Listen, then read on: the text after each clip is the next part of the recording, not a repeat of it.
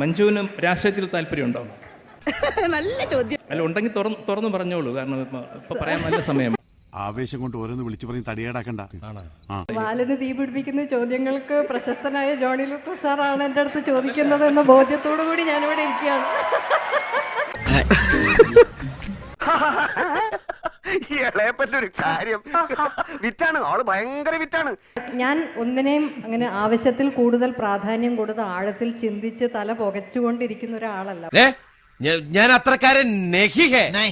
I want to say, എനിക്ക് politics എൻ്റെ ഒരു മേഖലയല്ല.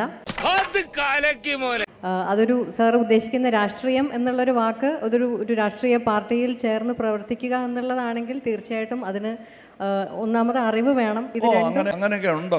ആര് പറയുന്നു? ഞാൻ കേട്ടിട്ടില്ലല്ലോ. ഉണ്ട് സാർ, അങ്ങനെയൊക്കെ വഴിയില്ലോ. അതിനുള്ളൊരു സ്കിൽ സെറ്റ് എനിക്ക് എന്തായാലും ഇല്ല.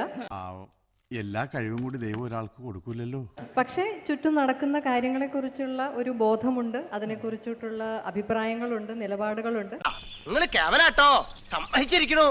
പക്ഷെ അത് എപ്പോഴും അങ്ങനെ ഒരു പബ്ലിക് പ്ലാറ്റ്ഫോമിൽ പറയേണ്ടതാണെന്നോ അല്ലെങ്കിൽ ആരെയെങ്കിലും അടിച്ചേൽപ്പിക്കേണ്ടതാണെന്നോ ഉള്ളൊരു വിശ്വാസം എനിക്കില്ല. പറഞ്ഞത് കേട്ടോടാ, അന്തസ് വേണോടാ, അന്തസ്. വളരെ ലൈറ്റ് ഹാർട്ടഡ് ആയിട്ട്, ഓപ്റ്റിമിസ്റ്റിക് ആയിട്ട്, നല്ല കാര്യങ്ങൾ മാത്രം ചിന്തിച്ചു പോയി സമാധാനത്തോടെ ജീവിക്കാൻ ആഗ്രഹിക്കുന്ന ഒരാളാണ്. എന്റെ സ്വഭാവം അറിയാലോ. എന്ത് തങ്കപ്പെട്ട മനുഷ്യനല്ലേ. അടുക്കുമ്പോഴല്ലേ ആളുകളെ പിടികിട്ടുന്നത്. ആരെങ്കിലും വാഗ്ദാനവുമായിട്ട് സമീപിച്ചിരുന്നോ തെരഞ്ഞെടുപ്പിന് നിൽക്കാനല്ലോ? ആവശ്യം വന്നിട്ടുണ്ട് സാർ.